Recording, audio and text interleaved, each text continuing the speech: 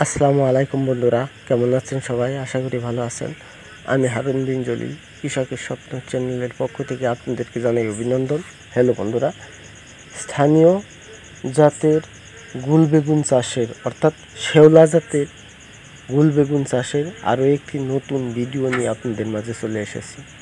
এখন স্ক্রিনে যেই জমিটি দেখতে পাচ্ছেন, এখানে হচ্ছে 6 কাঠা অর্থাৎ 42% বেগুন চাষের জমি। আমার এই জমি থেকে বেশ কিছু বেগুন উত্তোলন করা হয়ে গেছে অলরেডি। আর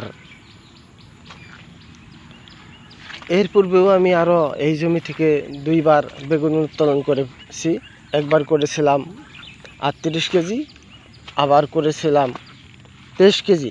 আর আজকে বেশ কিছু বেগুন উত্তোলন করেছি, মনে হয় প্রায় 3 মনের মতো হবে বেগুন আমি আমার এই জমি থেকে উত্তোলন করেছি। তবে যেই সমস্যাটা সেটি হচ্ছে যে প্রচুর পরিমাণে বৃষ্টি হচ্ছে, প্রতিদিনই বৃষ্টি হচ্ছে। বৃষ্টি হওয়ার কারণে দেখা যায় যে জমিতে গাছের গঠনগুলো ভালো থাকলেও গাছে কিন্তু এমনি দেখা যায় যে কোনো পোকার আক্রমণ নেই, পোকার উপদ্রব নেই, গাছে কিন্তু নেই। কিন্তু বেগুনে প্রচুর পরিমাণ পোকার উপদ্রব রয়েছে। গাছের ডোগাগুলো যেহেতু একটু হার্ড ধরনের হয়ে গেছে, সেই কারণে দেখা যায় যে গাছের ডোগাতে এই পোকাগুলো আক্রমণ করতে পারছে না। আর বেগুনে দেখা যায় যে পোকাগুলো আক্রমণ করে ফেলছে। আজকে আমি যে বেগুনগুলো উত্তোলন করছি প্রায় 3 মনের মতো, এখানে দেখা যায় প্রায় 1.5 মনের মতোই বেগুনই পোকার সম্ভাবনা রয়েছে। কারণ আমি যখন বেগুনগুলো উত্তোলন করছি তখনই বুঝতে পারছি যে আমার জমিতে আজকে বেগুনে পোকার উপদ্রব বেশি।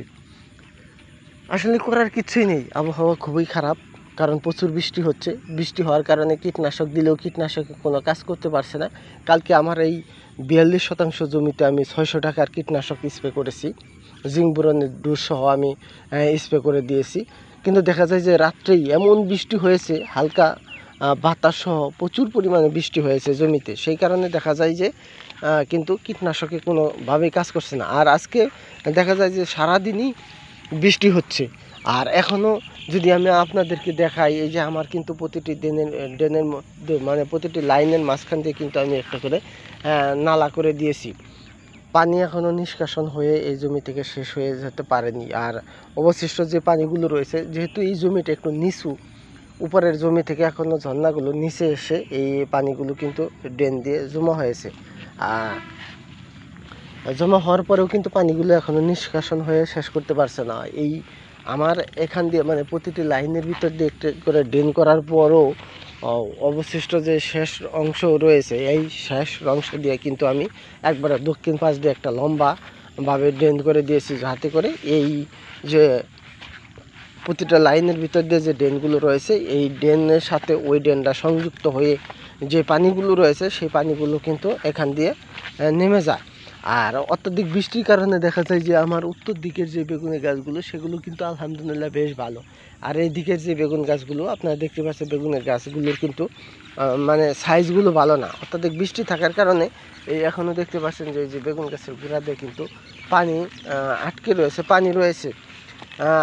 বুঝতে পারছি না যে শেষ পর্যন্ত কি হবে। পানি কিন্তু অলরেডি চলে যাচ্ছে এই ড্রেন দিয়ে, কিন্তু এই দিক দিয়ে কিন্তু ওই দিকে পানি চলে যাচ্ছে।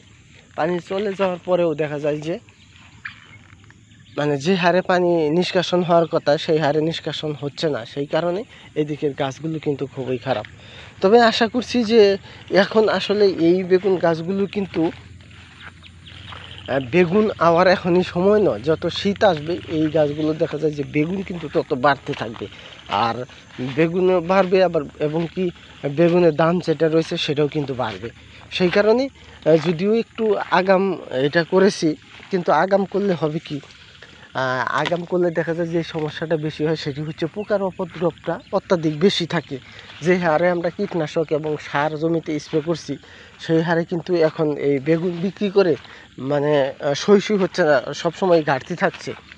বেগুন উত্তোলন করার পরেও, বেগুন বিক্রি করার পরেও এই শেষে কিন্তু এই জমিতে কিন্তু ঘাটতি রয়েছে, প্রচুর পরিমাণে ঘাটতি রয়েছে। এখানে দেখুন আমি 4টে বেগুন উঠালাম, 4টির মধ্যে একটি বেগুন এই যে পোকা খাওয়া। হ্যাঁ, এখানে তো তাও কম দেখা যায়, অনেক সময় দেখা যায় 4টে বেগুন উঠাইলে 3টেই পোকা খাওয়া থাকে। অনেক পোকা, এত পোকার উপদ্রব কিন্তু গাছে কিন্তু পোকা নেই। আপনারা দেখতে পাচ্ছেন এই যে স্ক্রিনে যদি আপনাদেরকে আমি দেখাই, আমার কিন্তু কোনো গাছেই দেখা যায় যে কোনো ডগায় কিন্তু পোকায় খায় না, অথচ বেগুনে পোকার উপদ্রবটা বেশি। কারণ যাই হোক, তারপরেও আশায় রয়েছি। আশা ছেড়ে দিলে তো হবে না, হাল ছেড়ে দিলে হবে না। যেহেতু এখন এটা পুরোপুরি সিজন না, আগাম করা। উপরওয়ালায় যদি বেগুনের গাছগুলো ঠিকঠাক মতো টিকায় রাখে, তাহলে এটার থেকে আল্লাহর রহমতে আশা করছি যে ভালো ধরনের টাকাই পাবো।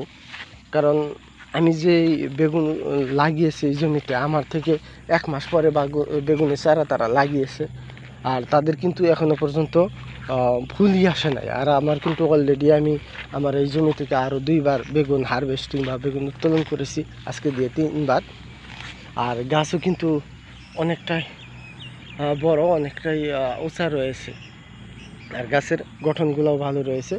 আর গাছের যে সমস্যাটা, সেটা কিন্তু যে এটা নিয়ে আপনাদেরকে আমি ভিডিও দিয়েছিলাম, এটা কিন্তু অনেকটাই কমে এসেছে। সেটি হচ্ছে যে পাতাগুলো হলুদ হয়ে যাওয়া, পাতা কুকড়া হয়ে যাওয়া, এই সমস্যাটা যদিও আমি পরপর 2টা ডোজ করতে পারি, মানে সপ্তাহে 4 দিন পর একটা ডোজ করতে পারি, তাহলে কিন্তু এই সমস্যাটা থাকে না। কিন্তু এই বৃষ্টির কারণে দেখা যায় যেখানে 4 দিন পর ডোজ করার কথা, সেখানে 1 সপ্তাহ পার হয়ে যায়, তারপরেও ডোজ করা হয় না। কারণ এই যে বৃষ্টি হচ্ছে, বৃষ্টির জন্য কীটনাশক দেওয়া যাচ্ছে না। তারপরেও দেখা যায় এই সমস্যা থাকবে না, এটা তেমন কোনো গুরুত্বপূর্ণ সমস্যা না। গাছ যদি একবার টিকে থাকে, তাহলে এই সমস্যাটা কিছুই করতে পারবে না।